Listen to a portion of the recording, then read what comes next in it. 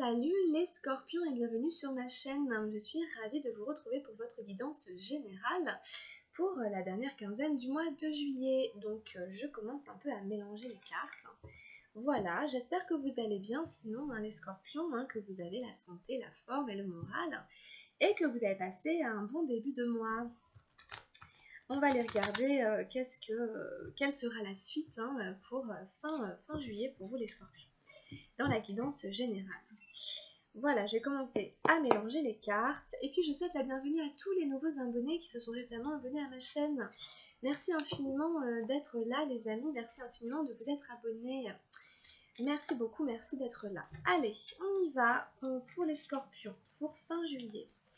On prend l'énergie générale, hop, elle est déjà là. Allez, je vous baisse la caméra, hop. Alors là, c'est votre énergie générale. Hop, je remets un petit peu mes petites pierres. Voilà. Qu'est-ce qu'on a ensuite dans les énergies matérielles? Les énergies matérielles, les scorpions, pour la dernière quinzaine de juillet. La vie matérielle, dans la vie matérielle. Ok. Dans la vie mentale. Ouais. Dans la vie émotionnelle,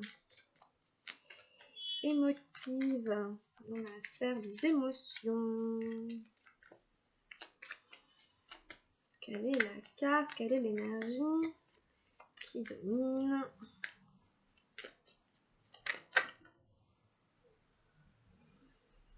Bref. Hop. Et ensuite, les énergies spirituelles. Qu'est-ce qu'on a? Ok, voilà. D'accord. Bon, alors, on va aller regarder. Alors, pour commencer, waouh, on a la source, l'as de feu, super belle carte, en plein milieu du jeu pour vous les scorpions. Alors là, vraiment, c'est vraiment le nouveau projet, la passion, le cœur, l'amour. Vous êtes à la source, vous êtes sur la source toute la dernière quinzaine de juillet. Waouh, c'est génial. Alors, on a la percée. Ok, c'est la 11 des arcanes majeures dans la vie matérielle. Dans la vie du mental, on a la 7 arc-en-ciel, la patience. Dans les émotions, on a eu la participation et l'intensité. Ok. Et enfin, oups, on a eu le stress, la 7 de feu, dans les énergies spirituelles. Alors, il se passe quelque chose pour vous de très intense. Alors évidemment, on a l'intensité ici, mais il y a beaucoup d'énergie de feu, surtout à la fin du tirage et puis en plein milieu. Donc je sais pas ce qui se passe, mais c'est peut-être Mars en bélier, je ne sais pas. Mais voilà, en tout cas il y a des énergies de passage d'action très très fortes. Ok, donc avec cette as de source, cette as de feu, la source, c'est quelque chose d'assez essentiel. Ça touche vraiment votre âme, votre cœur. Il y a un nouveau départ, il y a un nouveau projet, il y a quelque chose qui arrive, quelque chose qui se passe, quelque chose qui démarre, qui vous tient énormément à cœur. Voilà. Donc vous verrez dans quel domaine de votre vie ça prend place principalement, mais apparemment ça touche tout, ça impacte tous les aspects de votre vie puisque c'est en plein milieu. Donc ça peut être une décision, n'importe laquelle, hyper importante. C'est quelque chose, vous y mettez tout votre être. Et ça vous anime, ça vous rend heureux. C'est quelque chose qui vous chauffe de l'intérieur. Ça peut être une passion amoureuse, ça peut être une nouvelle activité qui vous éclate, ça peut être... voilà, ça peut être tout plein de choses où vraiment vous y allez, vous foncez et vous êtes super heureux de le faire et vraiment ça vous donne du baume au cœur, de la joie, de la gaieté. C'est vraiment la source, quoi. On est au cœur du sujet, quoi. Bon, ça touche votre cœur. Bon, alors ensuite on a la percée. Alors ici dans la vie matérielle, bon, la percée, elle nous parle, c'est une carte qui nous parle de sortir d'une forme de déprime. Alors est-ce qu'on a certaines d'entre vous qui au niveau de la vie matérielle, ça peut être le travail, ça peut être la maison, vous voyez, ça peut être physiquement, Voilà, quelque chose qui faisait que vous vous sentiez un petit peu déprimé. Là, il y a une percée qui va se faire, et à mon avis, vous êtes porté par cette envie qui est ici, qui vous aide à traverser ce mur. Vous voyez, dans la carte ici, le personnage fait voler en éclats ce mur qui l'empêchait de briller en fait, d'accéder aussi au potentiel de l'humanité, au potentiel humain, au potentiel de la Terre, au potentiel, vous voyez, d'aller vraiment profiter de la vie, quoi. Donc là, à mon avis, il y en a certaines qui sortent d'une forme de dépression, qui font voler en éclats tout ce qui les retenait, qui les empêchait voilà, d'accéder au meilleur de la vie, ok, sur Terre. Donc c'est très très bien, hein, vraiment, voilà, je pense que c'est assez positif là, hein, bravo. Et puis, alors après, dans le mental, ici, on a la patience qui est arrivée. Donc, on voit quand même une femme enceinte. Donc, c'est que vous soyez un homme ou une femme, c'est une énergie de toute façon. Donc, on vous invite à faire preuve de patience quand même par rapport à un projet. Alors, ça peut être un projet de fertilité, évidemment. Ça peut être un projet d'enfant, etc. Mais ça peut aussi représenter n'importe quel autre projet en vue, en perspective, que vous avez dans votre esprit. Vous avez besoin encore de temps. Vous voyez, c'est pas encore le moment. Donc attention à ne pas se précipiter. Ici, il s'agit de tempérer aussi un petit peu ses idées, son intellect, son mental, qui peut s'emballer un peu avec toutes ces énergies hyper chaudes que vous avez. Mais on vous dit calmos, calmos, prends quand même ton temps, c'est pas encore le moment.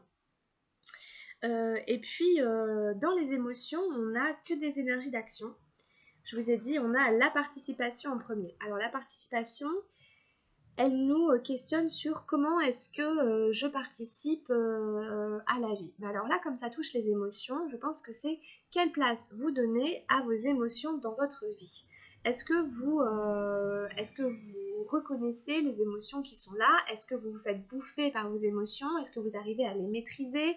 Est-ce que vous les subissez? Est-ce que vous voyez, c'est quelle place je donne à mes émotions? Comment est-ce que j'apprends de mes émotions? Est-ce qu'elles m'apprennent à avancer? Est-ce qu'elles m'apprennent sur qui je suis? Est-ce que j'arrive à m'en servir comme des outils? Vous voyez, c'est tout ça. Simplement une réflexion autour des émotions. Parce que quand elle sort cette carte, en général, c'est qu'il y a quelque chose qui n'est pas suffisamment participatif. Il y a quelque chose qui n'est pas suffisamment actif. Ici, on est en retrait. Ici, l'émotionnel ne participe pas, en fait.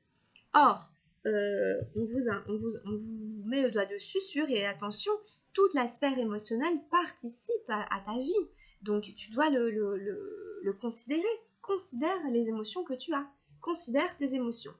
Les émotions, a priori, sont peut-être pas suffisamment incluses dans votre vie. Vous voyez? Donc, et de manière intense. C'est intense. Hein, c'est intense. D'un côté comme de l'autre, c'est intense. Si ça ne participe pas, c'est intense. Si ça participe trop, c'est intense. Tout est intense en fait. Hein. Donc attention, parce que vous avez quand même des énergies très fortes. Ça peut, et puis forcément, vous voyez la source, l'intensité, il y a beaucoup de chaleur. Il y a beaucoup d'énergie. C'est, voilà.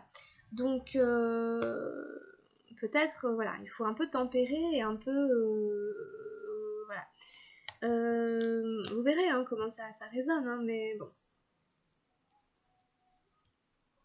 Et puis, on a quand même le stress qui est apparu. Donc derrière tout ça, il y a aussi une forme de stress dans la vie spirituelle. Donc est-ce que c'est par rapport à un projet? Est-ce qu'il y a quelque chose qui vous angoisse? Peut-être que faire cette percée ici, revenir au soleil, revenir au monde, renaître presque, c'est un peu angoissant, un peu flippant. Il y a du stress qui est là dans votre vie spirituelle. Donc peut-être au niveau de votre développement spirituel, de votre chemin de vie, de l'éveil de votre conscience. Il y a un événement, un élément, ça peut être un manque de confiance en vous, mais c'est peut-être lié ici à ce vide, parce qu'il y a un vide en fait, enfin, j'ai l'impression en fait, hein.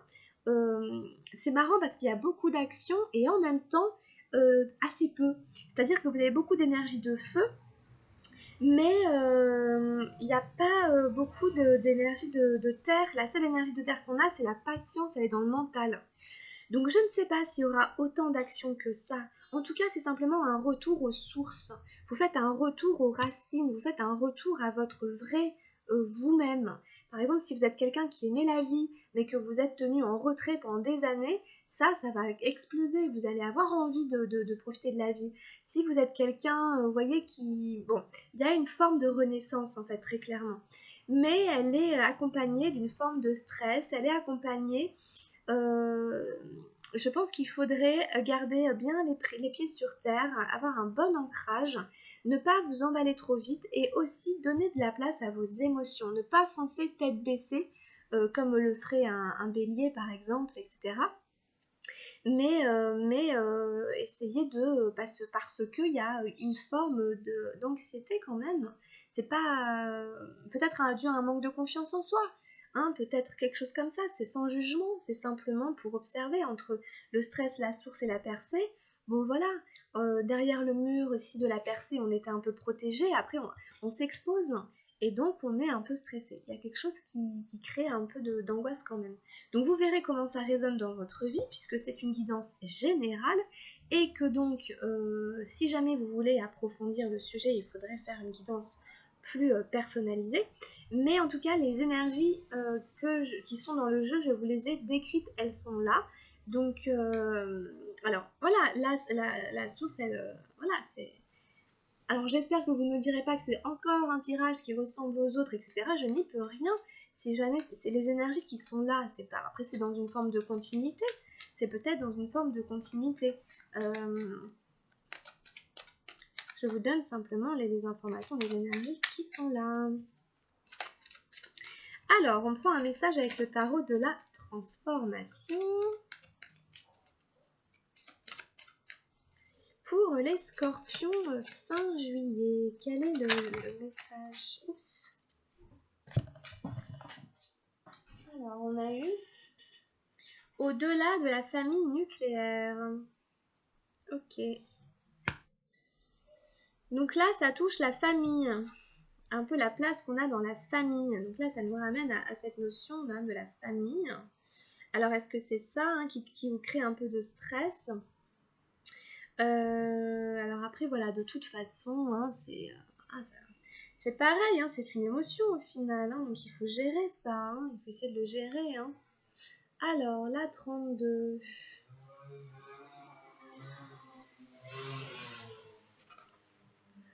Personne n'est ma mère. 3 petits points. Vous venez au monde avec un grand potentiel d'intelligence. Vous venez au monde avec une lumière intérieure. Écoutez votre petite voix intérieure, elle vous guidera.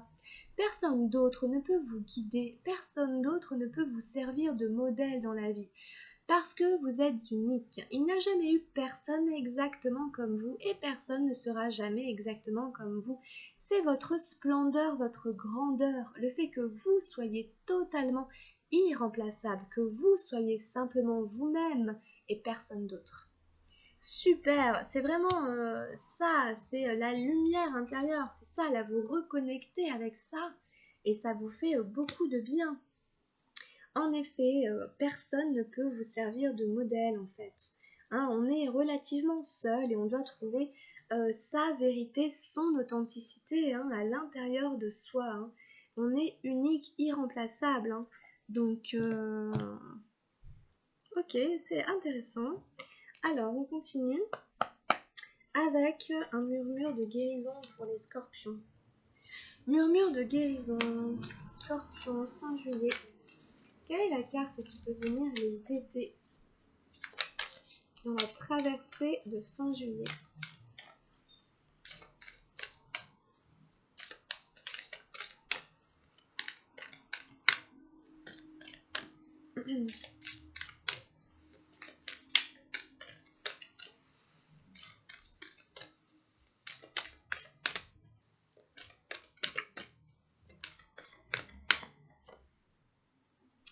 Et on a eu choisir le bonheur. Choisir le bonheur, les amis. C'est pas si facile à faire, bizarrement.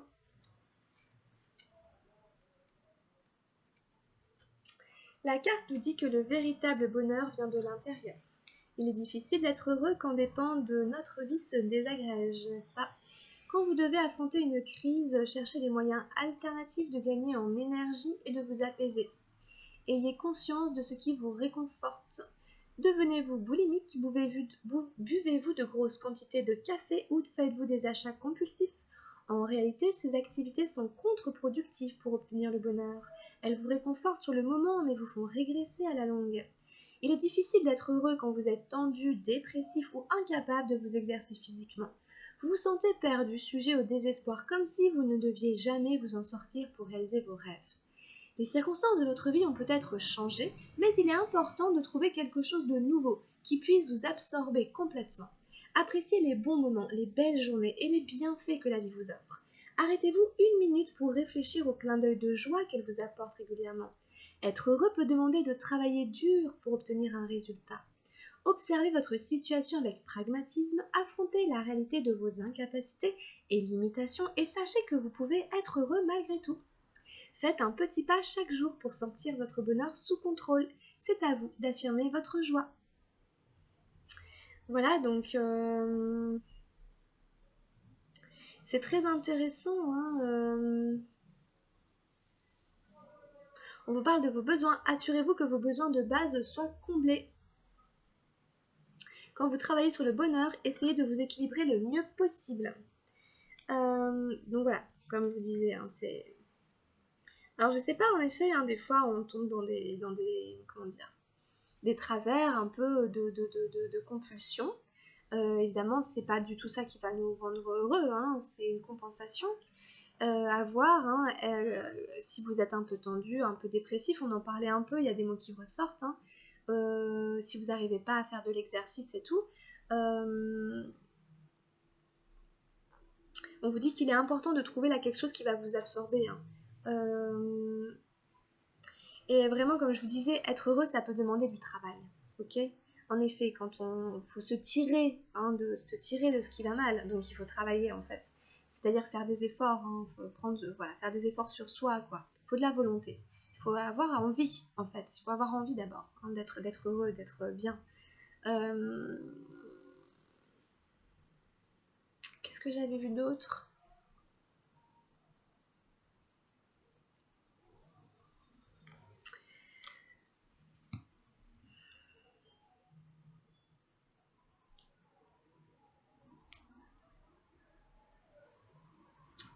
Bon, en tout cas, je pense qu'en effet, encore une fois, c'est revenir un peu à vos émotions et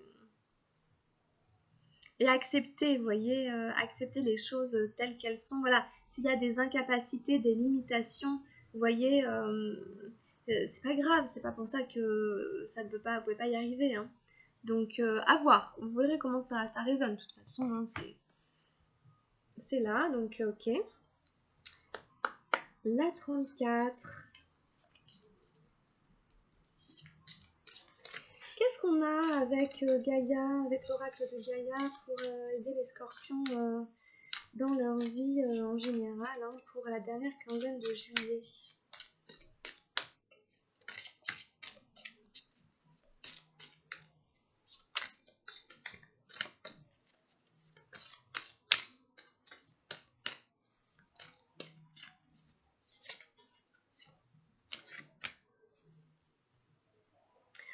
Oh, on a le message.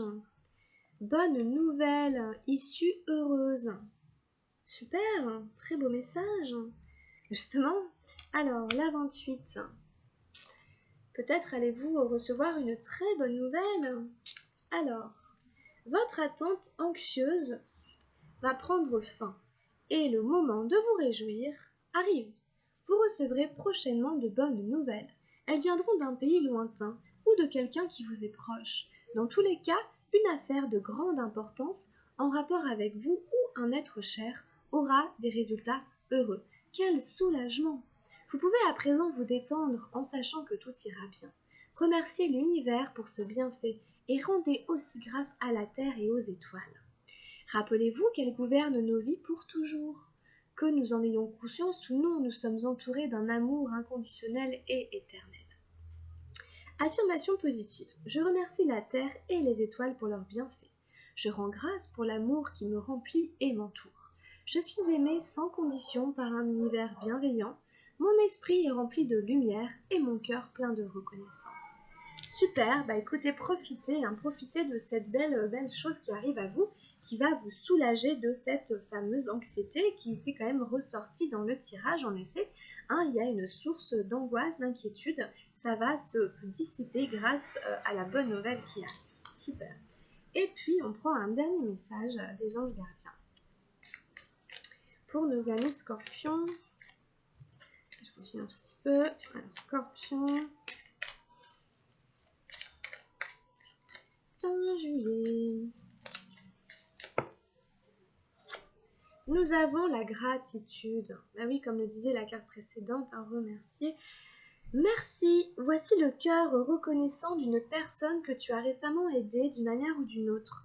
Moi, ton ange gardien, je veux également te remercier pour l'amour inconditionnel qui émane de toi envers la terre, l'humanité et tout ce qui vibre autour de toi. Merci, merci, merci. Tu es béni pour l'éternité. Puisse la paix, la grâce et l'amour te guider tout au long de ton chemin sacré. Super belle carte. Il y a beaucoup de notions d'océan, d'amour, de baigner dans un univers d'amour et tout ça qui reviennent pour vous. C'est super bien, de l'amour inconditionnel. Hein, donc vraiment super belle carte. N'hésitez pas à dire merci. Hein. Voilà, tout simplement. Tout simplement. Voilà, bah écoutez, on a fini pour cette belle guidance. Hein. J'espère qu'elle vous aura plu et qu'elle saura vous servir hein, pour la dernière quinzaine de juillet. N'hésitez pas à liker ou à vous abonner. Hein, si ce n'est pas déjà fait, ça vous a plu. Et puis, ben écoutez, quant à moi, je vais faire votre guidance sentimentale. N'hésitez pas à venir jeter un œil à votre guidance sentimentale. Je vais vous laisser là, les amis. Portez-vous bien. Je vous souhaite plein de bonnes choses. Et je vous dis à très vite. Grosse bise. Bye.